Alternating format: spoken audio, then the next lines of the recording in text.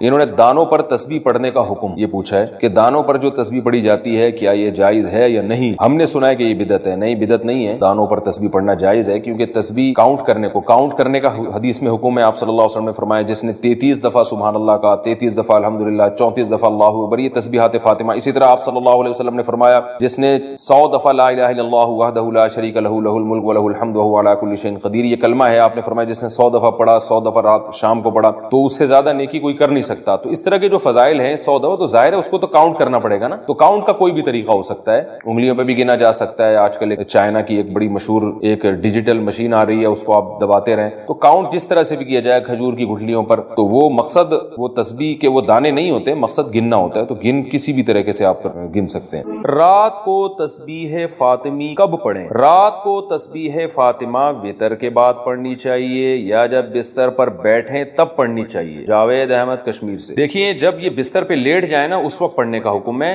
حدیث ہے رسول اللہ صلی اللہ علیہ وسلم کی صحیح حدیث ہے. حضرت فاطمہ رضی اللہ تعالی عنہا نبی صلی اللہ علیہ وسلم کے پاس آئیں، عرض کیا کہ یا رسول اللہ میں گھر میں بہت خدمت کرتی ہوں، ہاتھوں پہ نشان پڑ جاتے ہیں چکی پیسنے سے، کوئی گھر میں خادم کا انتظام کر دیں. آپ صلی اللہ علیہ وسلم نے فرمایا میں تمہیں ایسا عمل نہ بتاؤں جو خادم سے بہتر ہے؟ فرمایا ضرور بتائیے. تو آپ صلی اللہ علیہ وسلم نے فرمایا 33 دفعہ. فرمایا جب تم بستر پہ سونے کے لیے لیٹ جاؤ، حضرت علی سے بھی آپ نے فرمایا، حضرت فاطمہ سے کہ جب بستر پہ سونے کے لیے لیٹ جاؤ. ایک روایت میں آتا ہے کہ آپ صلی اللہ علیہ وسلم خود حضرت فاطمہ کے گھر گئے اور حضرت علی اور حضرت فاطمہ کے درمیان میں بیٹھ کے آپ نے ان کو نصیحت فرمائی کہ جب تم سونے کے لیے بستر پہ لیٹ جاؤ 33 دفعہ سبحان اللہ، 33 دفعہ الحمدللہ اور 34 دفعہ اللہ اکبر پڑھو. یہی تسبیحات پڑھنے کا حکم ہر نماز کے بعد بھی ہے، اور رات جب ہم سونے کے لیے لیٹ جائیں تو اس وقت بھی. یہ وتر کے بعد نہیں پڑھے جائیں گے، بلکہ جب آپ بستر پہ سونے کے لیے لیٹ جائیں تو اس وقت پڑھی جائے گی یہ تسبیح. اور اس کی یہ فضیلت ہے کہ آپ صلی اللہ علیہ وسلم نے اپنے داماد اور اپنی بیٹی کو یہ تسبیحات بتائیں، اور فضیلت یہ بتائی کہ یہ گھر میں خادم سے بہتر ہے. یعنی خادم سے تمہیں وہ کچھ حاصل نہیں ہوگا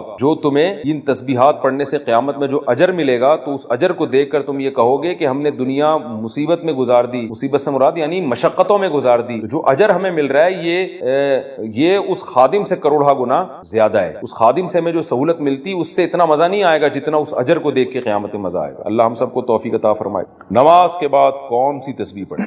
نماز کے بعد میں نے امام صاحب اور بہت سے لوگوں کو کچھ تسبیح پڑھتے ہوئے دیکھا ہے. کیا نماز کے بعد کوئی خاص تسبیح ہوتی ہے پڑھنے کی یا پھر کچھ بھی پڑھ سکتے ہیں؟ عبداللہ کراچی سے. کچھ بھی پڑھ سکتے ہیں لیکن جو سنت تسبیح ہے وہ پڑھنی چاہیے. تو فرض نماز کے بعد تو آپ صرف اللہم انت السلام و منک السلام تبارک یا ذا الجلال والاکرام پڑھیں. اس کے بعد سنت موقدہ پڑھیں. اس کے بعد پھر آپ 33 دفعہ سبحان اللہ، 33 دفعہ الحمدللہ، 34 دفعہ اللہ اکبر یہ بھی پڑھ سکتے ہیں، یا 33 دفعہ سبحان اللہ، 33 دفعہ الحمدللہ، 33 دفعہ اللہ اکبر، اور ایک دفعہ پھر لا الہ الا اللہ وحدہ لا شریک لہ لہ الملک ولہ الحمد وہو علی کل شیء قدیر یہ بھی پڑھ سکتے ہیں. اللہم لا مانع لما اعطیت ولا معطی لما منعت ولا ينفع ذا الجد منک الجد یہ بھی، آیت الکرسی بھی. اس کے علاوہ بھی تسبیحات ہیں بہت سی مساجد میں آج کل وہ لٹکی بھی ہوتی ہیں. سعودی عرب میں تو خاص وہاں مسجدوں میں اس کا اہتمام ہے کہ سنت تسبیحات میں نے تو ہر مسجد میں دیکھی ہیں، تو بڑا اچھا عمل ہے یہ. تو مسجد والوں کو چاہیے کہ وہ تسبیحات جو معمولات اور وظائف نبی صلی اللہ علیہ وسلم فرائض کے بعد پڑھا کرتے تھے وہ لکھ کے لگا دینے چاہیے تاکہ لوگ ان سے یاد کر لیں، ورنہ یہ تسبیحات تو نبی کا معمول تھا، یہ پڑھا کریں. کئی دفعہ حرکت سے نماز ٹوٹ جائے گی. نماز میں کتنی دفعہ بلا عذر حرکت کرنے سے نماز ٹوٹ جاتی ہے؟ جیسے بالوں کو ہاتھ لگانا، کپڑوں کو سیدھا کرنا یا خارش کرنا وغیرہ وغیرہ. عامر محمد یوسف پنجگور بلوچستان سے. دیکھیں حرکت نماز کے منافی ہے، اور کوئی بھی کام نماز میں ایسا کیا جائے جو نماز کے منافی ہو تو نماز اس سے ٹوٹ جاتی ہے. جیسے نماز میں بات چیت کرنا، نماز میں کھانا پینا، نماز میں چلنا پھرنا، تو اس سے نماز ٹوٹ جائے گی. تو اس پر تو پوری امت کا اجماع ہے، لیکن یعنی اس کے لیے تو دلیل کی حاجت نہیں ہے کیونکہ یہ اجماع امت سے ثابت ہے کہ نماز میں نماز کے اگینسٹ کوئی کام کرنے سے، نماز کے منافی کوئی کام کرنے سے نماز ٹوٹ جاتی ہے. لیکن اب کتنی حرکت کرنے سے ٹوٹتی ہے اس کے بارے میں قرآن و سنت خاموش ہے. تو جہاں قرآن و سنت خاموش ہوتا ہے ظاہر ہے اتنی ایک دفعہ کیوں کرنے سے تو نہیں ہوگا نا کہ نماز فوراً ٹوٹ جائے. یہ تو ایک اس میں تو انسان معذور ہے، اتنے تو مجبوراً حرکت کرنی پڑتی ہے. تو اب اس میں کوئی قرآن و سنت میں کوئی واضح دلیل نہیں ہے کہ کتنی حرکت کرنے سے نماز ٹوٹے گی. تو جب واضح دلیل نہیں ہوتی تو حضرات فقہاء کرام پھر اجتہاد کرتے ہیں. تو اب بعض فقہا تو اس کے قائل ہیں کہ بغیر ضرورت کے اگر 3 دفعہ حرکت کر لی، بغیر ضرورت کے 3 دفعہ جلدی حرکت کر لی تو پھر نماز ٹوٹ جائے گی. بعض فقہا اس کے قائل ہیں، اور بعض فقہا اس کے قائل ہیں کہ اتنی حرکت کی کہ اگر کوئی دیکھنے والا آئے اور اس وقت اس کو دیکھتا تو اس کی حرکت کو دیکھ کے یہ لگتا کہ گویا یہ نماز پڑھ ہی نہیں رہا ہے، یہ ویسے ہی کھڑا ہوا ہے. تو اتنی زیادہ جب حرکت ہوگی تو نماز ٹوٹ جائے گی. تو اس میں جو نماز پڑھ رہا ہے اس کی رائے کا اعتبار ہوگا کہ اگر کوئی مجھے آ کے اس وقت دیکھتا میں اتنی حرکت کر رہا ہوں تو وہ یہ سمجھتا کہ یہ نماز پڑھ رہا ہے یا نہیں پڑھ رہا. اگر وہ یہ سمجھتا کہ شاید یہ نماز ہی نہیں پڑھ رہا جو اتنا ہل رہا ہے تو پھر نماز ٹوٹ جائے گی. تو یہ دونوں قول ملتے ہیں. گنجائش اس دوسرے قول میں ہے کہ اتنی حرکت ہو کہ دیکھنے والا سمجھے کہ وہ یا یہ نماز ہی نہیں پڑھ رہا, تو پھر اس میں کوئی مقدار متعین نہیں, بس بہت زیادہ حرکت ہوگی کہ دیکھنے والا یہ سمجھے, تو ہم یہ کہیں گے نماز اس کی ٹوٹ گئی ہے. اور پہلا جو قول ہے جس میں ہے کہ 3 دفعہ جلدی جلدی حرکت کی, وہ قول سخت بہت ہے, اس میں مشکل بہت ہے, لیکن احتیاط اسی میں. تو بہتر یہی ہے کہ حرکت ہی نہ کریں تاکہ اس مسئلے میں پڑھنے کی ضرورت ہی پیش نہ آئے نا. ہمارے حضرت فرمایا کرتے تھے نمازی کو چاہیے پہلے جتنی جہاں کھجانا ہے نا تسلی سے کھجا لے, ہلے اتنا ہل کے تھک جائے پھر کھڑا ہو. بہت سے لوگوں کو دیکھا ہے نماز سے پہلے سکون سے بیٹھے ہوتے ہیں, جیسے ہی نیت باندھیں گے ایک دم ہلنا شروع ہو جاتے ہیں, پتہ نہیں ان کو کیا ہو جاتا ہے, ایک دم حرکت کرنا شروع ہو جائے. تو تمیز سے نماز پڑھنی چاہیے انسان کو,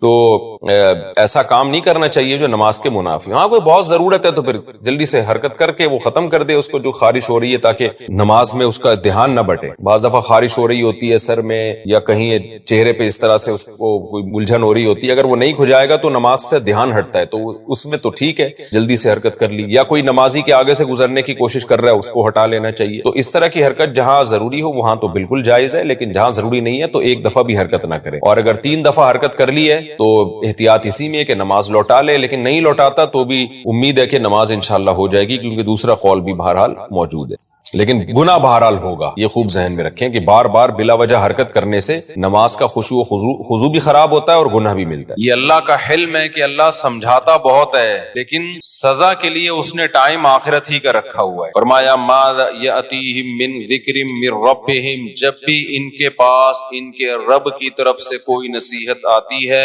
استمعوہ, یہ اسے سنتے بھی ہیں, وہم یلعبون, لیکن اس پر دھیان نہیں دیتے. تو آگے اسی کو اللہ نے بیان کیا, پھر انسان کی شکایتیں کی کہ کتنی بستیوں کو ہم نے پہلے تباہ و برباد کیا ہے. فلما احسوا بأسنا اذا هم منها يركضون, جب ان پر عذاب آنے لگا تو پھر چیخ و پکار شروع کی انہوں نے. ابھی کسی نے بتایا کہ یہ جو ترکی میں زلزلہ آیا نا, جس علاقے میں آیا وہاں ملحد بھی بہت رہتے تھے جو خدا کو نہیں مانتے تھے. ترکی میں تو ایک لبرل سیکولر حکومتیں رہی ہیں, وہاں کے بہت سے مسلمان بھی مرتد ہو چکے. تو کہتے ہیں جیسی زمین ہلی ہے نا, ایک ملحد جو اللہ کو نہیں مانتا تھا زور زور سے کلمہ پڑھنے لگا, لا الہ الا اللہ, لا الہ الا اللہ. تو بعض دفعہ انسان پر جب عذاب آتا ہے نا تو اس کو اللہ یاد آ جاتا ہے. لیکن نبی صلی اللہ علیہ وسلم نے فرمایا تم اس حالت میں اللہ کو یاد رکھو جب تم خوشی کی حالت میں ہو, جس میں اللہ انسان کو یاد نہیں آتا. یعرف کا فی الشدہ, تو مصیبت میں پھر اللہ تمہیں یاد رکھے گا. جب پیٹ بھرا ہوا ہو,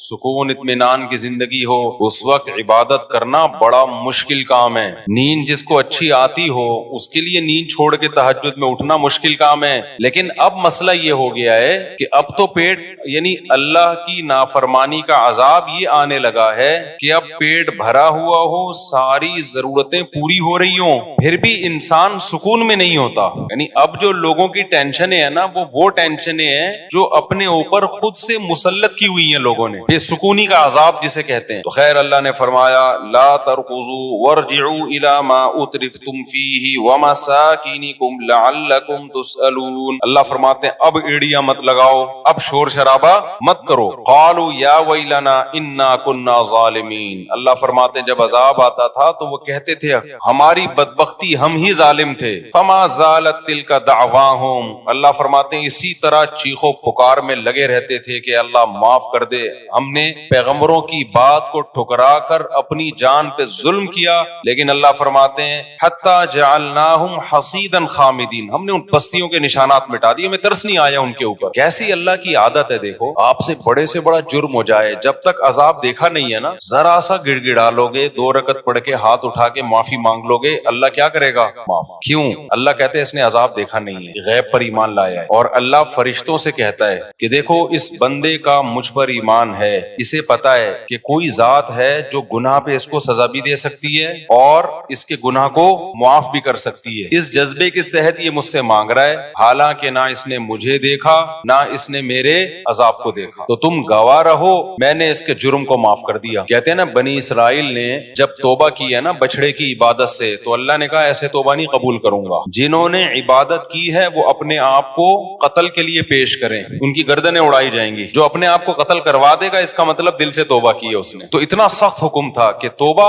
سزا ملے گی پھر توبہ قبول ہوگی. لیکن اس امت میں کیا ہے بھائی, جس طرح بھی اللہ کے سامنے گڑ گڑا لو اللہ کیا کر دے گا, معاف. علماء نے وجہ بیان کی ہے کہ بنی اسرائیل نالائق لوگ تھے, ان کے ساتھ معاملہ بھی اللہ نے سخت کیا. وہ نالائق کیسے تھے, ساری نشانیاں اپنی آنکھوں سے دیکھی, فرعون کو غرق ہوتا ہوا دیکھا, سمندر میں راستے بنتے ہوئے دیکھے. اب جب موسیٰ علیہ السلام تورات لینے جا رہے ہیں تو کہہ رہے ہیں موسیٰ اس وقت تک یقین نہیں کریں گے جب تک اپنی آنکھوں سے نہ دیکھ لیں ہم اللہ کو. تو اللہ نے کہا کہ تمہیں ثبوت چاہیے نا کہ اللہ ہے اور اللہ تورات دے رہا ہے. تو گویا اللہ نے بزبان حال کہا کہ ہمیں بھی تمہاری توبہ کے سچے ہونے کا ثبوت چاہیے کہ تم دل سے کر رہے ہو کہ نہیں کر رہے. صحابہ کرام نے ایسا کوئی نبی سے مطالبہ نہیں کیا.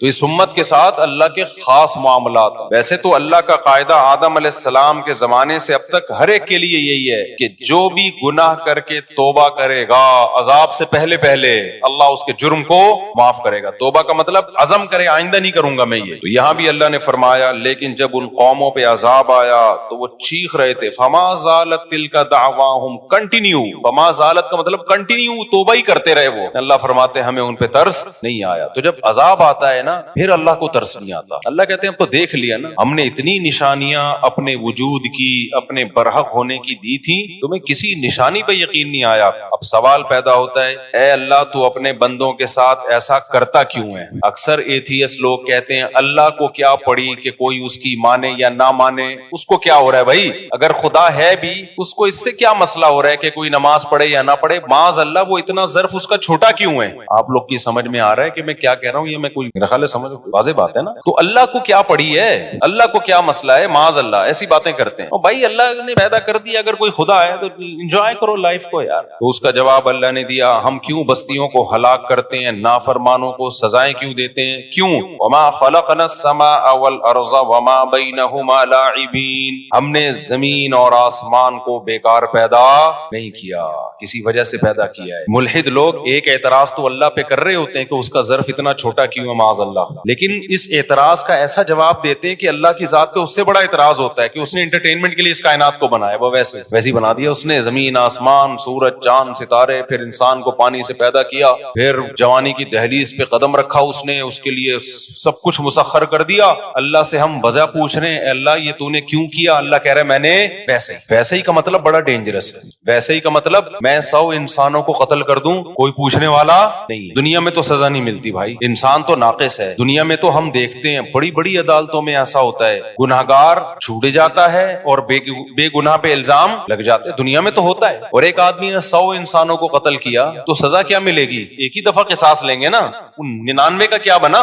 ایسے ظلم آج بھی دنیا میں ہو رہے ہیں نا کہ انسان کے رونگٹے کھڑے ہو جاتے ہیں. ہندوستان میں جب شوہر کی موت ہوتی تھی نا, جوان بیوی کو اس کے ساتھ آگ میں زندہ جلایا جاتا تھا. جن لوگوں نے عورت پہ یہ ظلم کیا, اگر اللہ سزا دینے والا نہیں ہے اس کا مطلب وہ ظلم اللہ کیا کر جائے گا, معاذ اللہ وہ نگل جائے گا, وہ ظالم کو کوئی سزا دنیا میں تو نہیں ملی. بہت ہندوستان میں ایسے واقعات ہوئے ہیں کہ ایک عورت کا شوہر مر گیا تو اس کو منحوس سمجھ کے اسی آگ میں عورت کو, یار یہ ایکو تو ختم کرو, اس کا بائک کا ہی سیٹ اپ کبھی بھی قیامت تک یہاں لگتا ہے ٹھیک نہیں ہوگا. میری کان آواز گونج کے میرے کانوں میں آ رہی ہے, تو ولید کو بلائیں کوئی پیچھے جا کے نا, آپ بلا لیں ولید.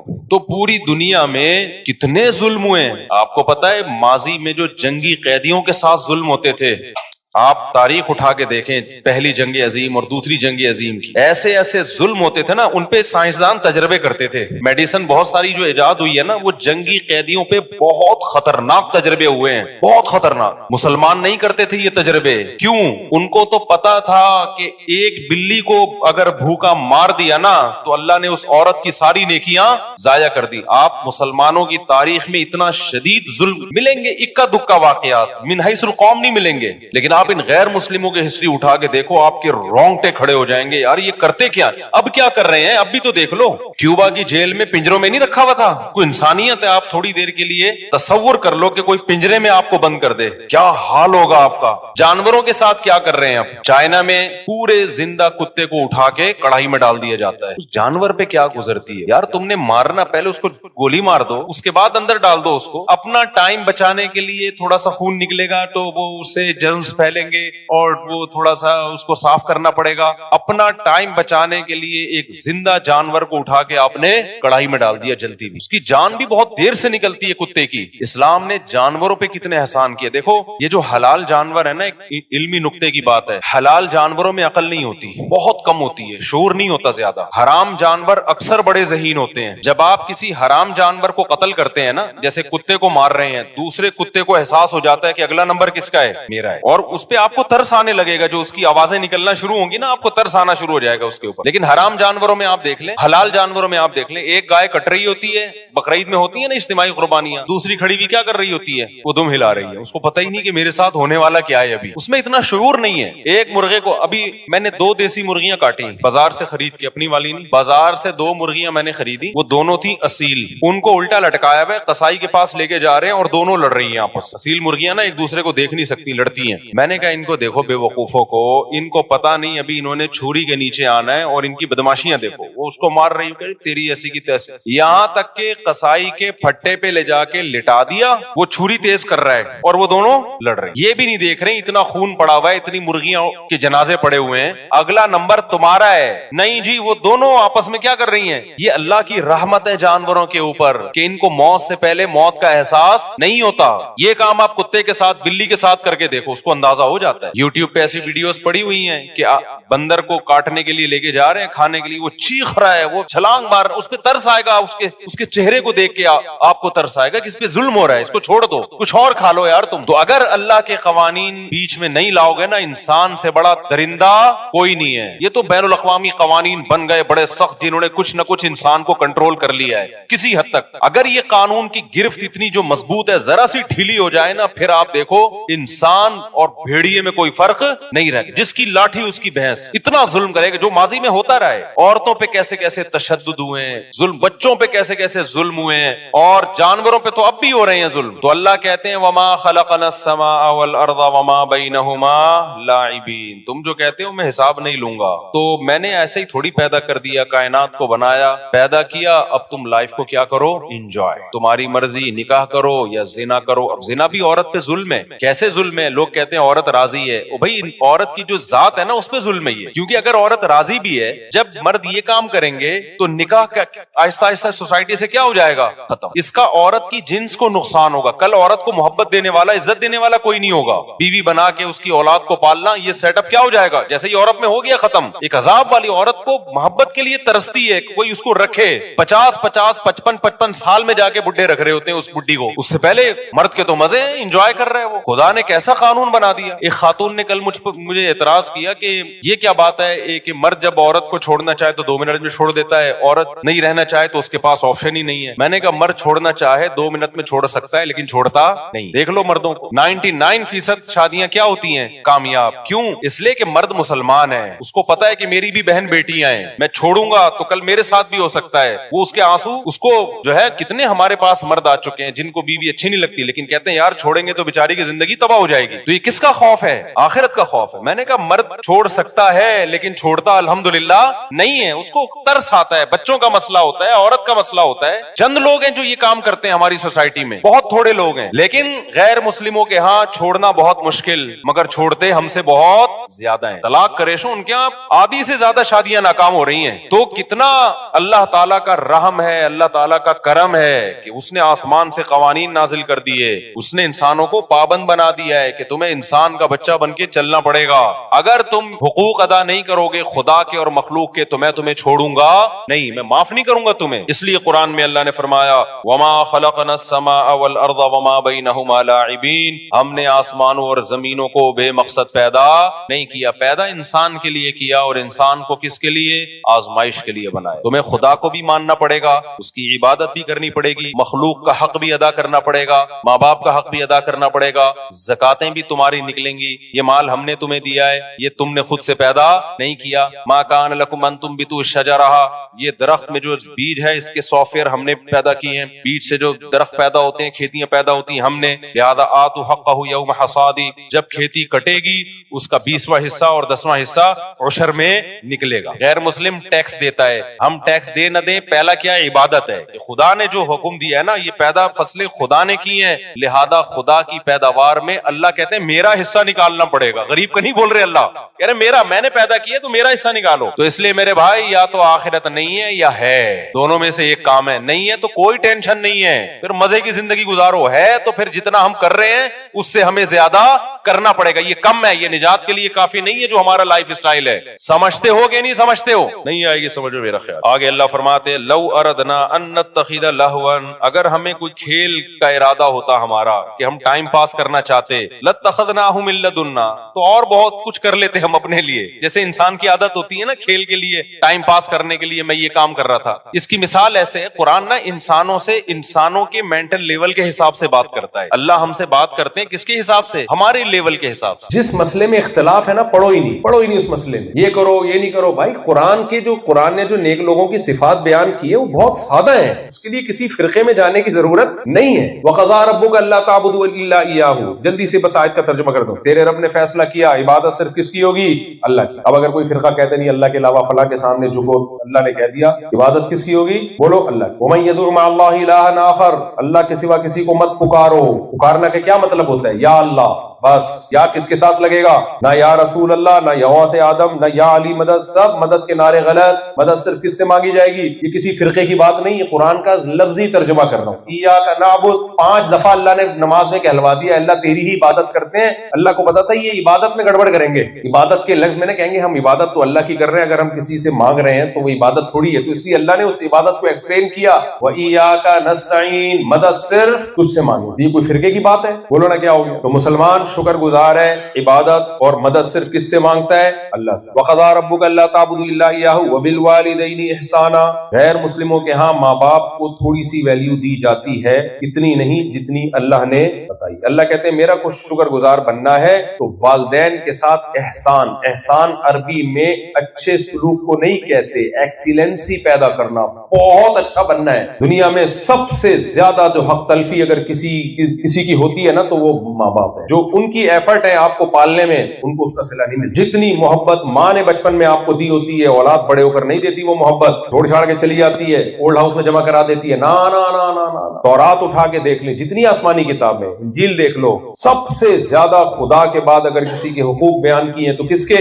والدین. یہ مذہب کا حصہ ہے, یہ کلچر نہیں ہے, یہ گاڈ کا آرڈر ہے. خدا جس نے بنایا اس کا آرڈر ہے کہ ان کے ساتھ اچھا سلوک کرنا ہے. کتنا اچھا, لا تقل لہما اف, اف کرنے کی اجازت نہیں ہے. سمجھ رہے ہو؟ ابا غصے میں ہے, یہ نہیں کہ ابا کا میٹر شارٹ ہے تو آپ کا بھی شارٹ ہو گیا. آپ کو اپنے میٹر کو ابا کے حساب سے ایڈجسٹ کرنا ہے, ابا کو اپنے حساب سے ایڈجسٹ نہیں کروانا. آپ نے آج پتہ ہی نہیں چل رہا ہوتا کم وقت باپ یہ ہے یا وہ ہے. میرے سامنے کیس آتے ہیں نا باپ بیٹے کے, میں کہا یار تو پہلے بعد میں پیدا ہو گیا, پیدا تجھے پہلے ہونا چاہیے تھا, پتہ نہیں چل رہا ہوتا. بھائی ایسا نہیں ہوتا. جب آپ اللہ کو مانو گے تو بہت بڑا حق ہے ماں اور باپ کا. قرآن وصیت کے الفاظ استعمال کرتا ہے, احسان کا لفظ استعمال کرتا ہے. ایک اسکالر نے تو کہہ دیا ماں باپ کی فرما برداری ہے ہی نہیں اسلام میں, کوئی اطاعت لازمی نہیں ہے. اچھا سلوک ہے, اطاعت نہیں. بھائی حقوق الوالدین, حقوق کہتے ہیں نافرمانی کو, حدیث میں اس کو اکبر الکبائر کہا ہے. ہاں کچھ بیسک رائٹس انسان کو اللہ نے دیے ہیں, اس میں ماں باپ کی اطاعت لازم نہیں ہے, وہ کچھ حقوق ہیں. لیکن نارملی ہر جائز چیز میں آپ کو اپنی ماں اور اپنے باپ کی اطاعت کرنی ہے جو آپ کے اختیار میں ہو. کچھ بیسک رائٹس ہیں جو اس انسان کو اللہ نے دیے ہیں, اس میں ماں باپ زبردستی نہیں کر سکتے. زبردستی آپ کی شادی نہیں کرا سکتے, زبردستی آپ کو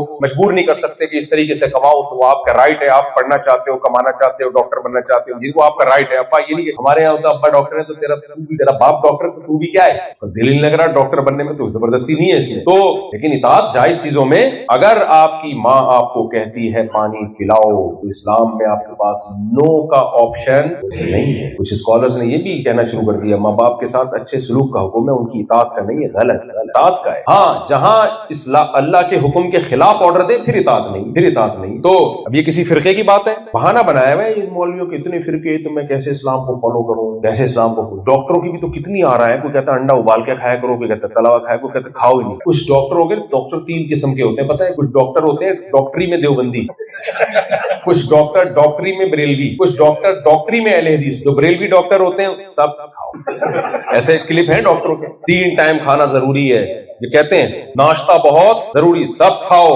सब्जी भी खाओ, गोश्त भी खाओ, अंडे भी खाओ, मछली भी खाओ, ये भी खाओ, ज्यादा यदि ज्यादा हो गया ये सब कुछ खा जाओ, तो ज्यादा नहीं खाओ। तो ये डॉक्टरों के बरेलवी हैं, सब सही है भाई, कोई बिदत नहीं है। कुछ डॉक्टर होते हैं देवबंदी मिजाज के। ये फिरके भी मौलवियों में है ना, ये इंसानों के मिजाज होते हैं, तो कभी मौलवियों के रूप में आ रहे होते हैं, कभी साइंसदानों के रूप में आ रहे होते हैं, और कभी डॉक्टरों के रूप में आ रही है। एक थिंकिंग होती है इंसान की सोचने की। कुछ डॉक्टर क्या कहते हैं, वो देवबंदी टाइप के होते हैं, ना सब कुछ खाओ ना सब चीजों से परहेज करो। और कुछ अहले हदीस होते हैं, हर चीज बिदत, हर हदीस क्या है, ज़ईफ। तो वो डॉक्टर, आप उन डॉक्टरों की जरा क्लिप देखें ना, तो वो ऐसी खुराक बताते हैं, आदमी कहता है इस तकल्लुफ की जरूरत क्या। अभी मैं एक डॉक्टर का क्लिप देख रहा था, पाकिस्तान में था, तो वो बता रहे थे कीटो डाइट का और लो कार्ब डाइट। किसी ने उनसे पूछा डॉक्टर साहब हम कितना कार्ब ले सकते हैं, तो उन्होंने जो कार्ब बताया ना, मेरे आंसू निकलते रहे, काश ये तकल्लुफ न करते।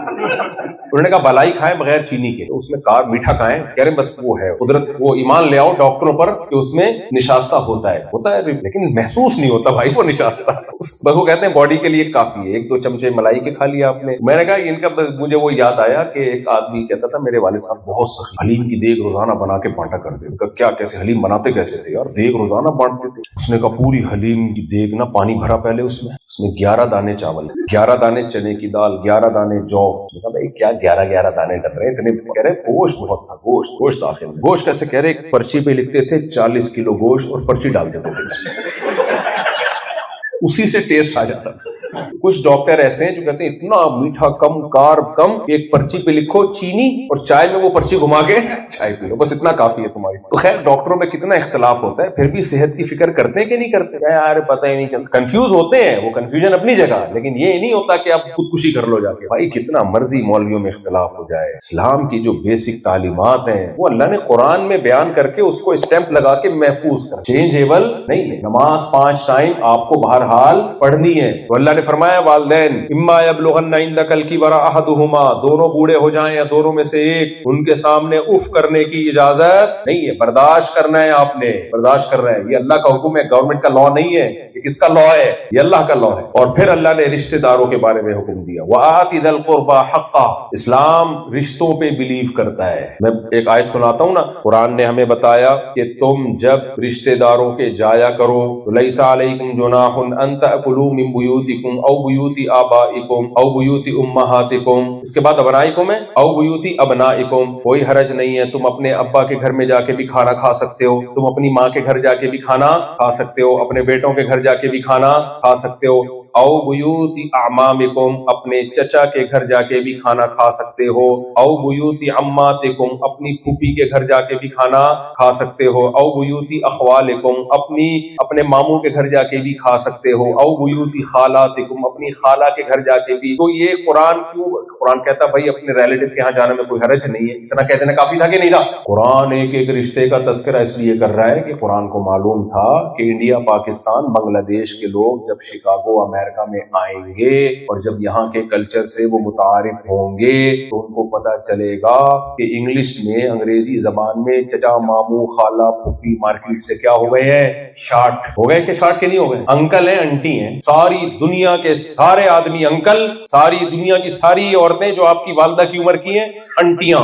اس لیے اللہ نے ایک ایک رشتے کا نام لے لیا کہ اسلام کو ماننا ہے، خدا کو ماننا ہے تو رشتوں کو جوڑنا پڑے گا، رشتے بنانے پڑیں گے، کیونکہ اولو الارحامی بعضهم اولا ببعض فی کتاب اللہ، جو رشتہ دار نہیں ہے اور جو رشتہ دار ہے، دونوں میں زمین آسمان کا فرق ہے۔ رشتوں کی اہمیت غیر رشتہ داروں سے زیادہ ہے۔ اور رشتے کس سے وجود میں آتے ہیں؟ گرل فرینڈ سے یا بیوی سے؟ زنا حرام ہونے کی ایک وجہ یہ بھی ہے کہ زنا سے رشتے ختم ہوتے ہیں، تبھی تو ان لوگوں کے کلچر میں رشتے شارٹ ہو گئے۔ سمجھ رہے ہو کہ نہیں سمجھ رہے؟ جب بر وقت شادی ہوتی ہے، بچے پیدا ہوتے ہیں، بچے کہہ رہا ہوں، دو بچوں کو میں بچے نہیں کہتا، دو بچوں سے چاچے ماموں کہاں سے وجود میں آئیں گے؟ دو بچے سے تھوڑی چاچے ہیں اور مامے۔ میں دیکھو پشاور جاتا ہوں نا، بڑا مزہ آتا ہے، یہ ہمارا چاچا، یہ ہمارا، یہ بھی چاچا، یہ والا بھی، ابھی چاچے ختم ہوتے ہیں پھر ماموں شروع ہوتے ہیں۔ خاندان ہے بھائی، انسان ہے، ہم خاندان میں پیدا ہوئے ہیں۔ یہ کیا ہے ہزار گز کے بنگلے؟ بندہ ہی نہیں ہے اس میں۔ ایک دو بچے ہیں کہ تربیت بہت اچھی ہوگی، بہت اچھی، اتنی اچھی تربیت کے تکلف کی ضرورت نہیں، اتنی اچھی تربیت نہیں کرو کہ وہ خود تنہائی کا شکار ہو،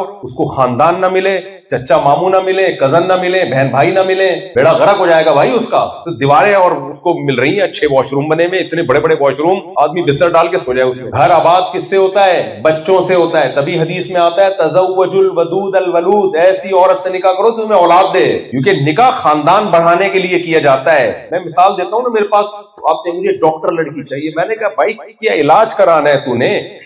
ڈاکٹر مر گئے کیا دنیا میں؟ ایک دم ہے نا وہ جو ایک دماغ میں گھس گیا ہے بس ایک خناس۔ خدا کے بندو، اسلام کا خدا کی قسم اتنا بڑا احسان ہے نا کہ ہمیں فطرت سکھا دی کہ نیچر سے بغاوت مت کرنا۔ نکاح اس لیے نہیں کیا جاتا کہ آپ نے علاج کرانا ہے، نکاح اس لیے کیا جاتا ہے خاندان آباد کروانا ہے۔ اس لیے حدیث میں آتا ہے ایسی عورت سے نکاح کرو جو نسل کو بڑھائے، خاندان کے لیے کیا جاتا ہے۔ گھر میں ہو، ہاؤس وائف ہو، تمہارے بچوں کو پالے، وہ سارے کام کروا لیے اس سے، جو کام تھا وہ نہیں کروایا اس کی نسل بڑھانا۔ بڑھاپے میں دیکھو کیا حال ہوتا ہے، اتنے بڑے بڑے گھر ہیں، میں تو جاتا ہوں مجھے تو ڈپریشن ہوتی ہے، کیونکہ اللہ کا شکر ہے میرے اولاد ہے نا، تو میں ڈپریشن میں آتا ہوں، مجھے نہیں دل لگتا ہزار گز کے بنگلے میں، کہتا ہوں یار دیواریں کھا رہی ہیں بھائی، بچوں کے شور کی آواز چاہیے سے۔ وہ غریب کا گھر اچھا ہے جس میں بچے ہیں۔ تو رشتوں کو اللہ کی نظر میں رشتوں کی ویلیو ہے، رشتے بڑھانے کی بھی۔ سمجھتے ہو گے نہیں سمجھتے؟ اور اس میں توکل کرو اللہ پہ۔ اللہ نے کہا کہ جو اولاد دے گا رزق بھی۔